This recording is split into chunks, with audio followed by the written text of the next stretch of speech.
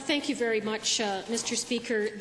I raised the point of order toward the end of the exchange between the Minister of Municipal Affairs and myself. In fact, it was, I believe, during the additional offering he made.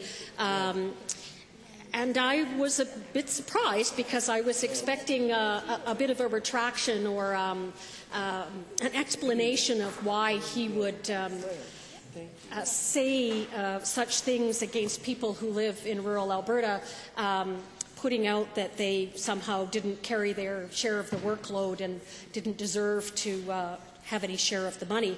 But no, in fact, he got up and kept swinging, or kept digging, I'm not sure which.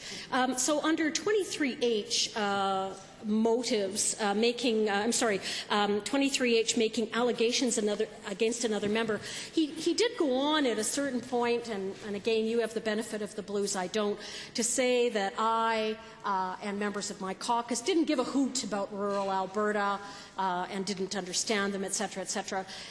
Well, Mr. Speaker, this is clearly a comment that is meant to inflame. It is meant to create debate in this House. It was meant to demean.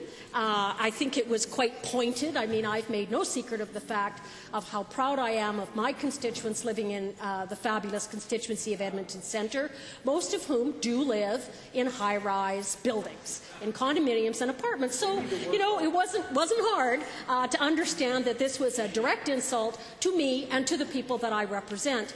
Not acceptable to me, Mr. Speaker. I can, you know, sticks and stones will break my bones, and I've taken a heck of a lot of that from the other side. But don't you go dissing my constituents, and that's what went on here. So, a point of order is raised against an individual member in this House, and I understand that.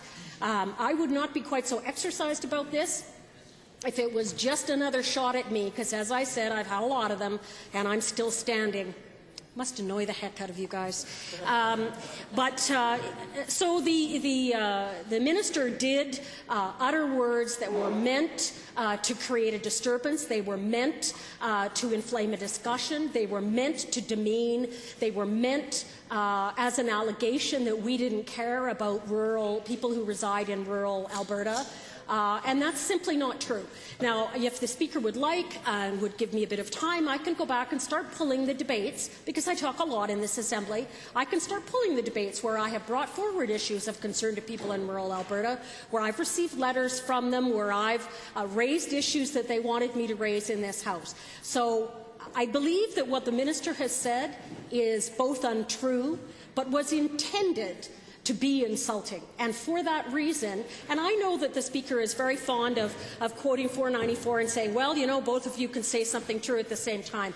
And with respect, Mr. Speaker, I don't think that that fits the bill in this case. It was meant to be insulting to me and my constituents, and it was meant to demean, and it was meant to put me in a position where myself and my caucus members were being put out to Albertans that somehow we didn't care about those that reside in rural Alberta, and that's simply not true.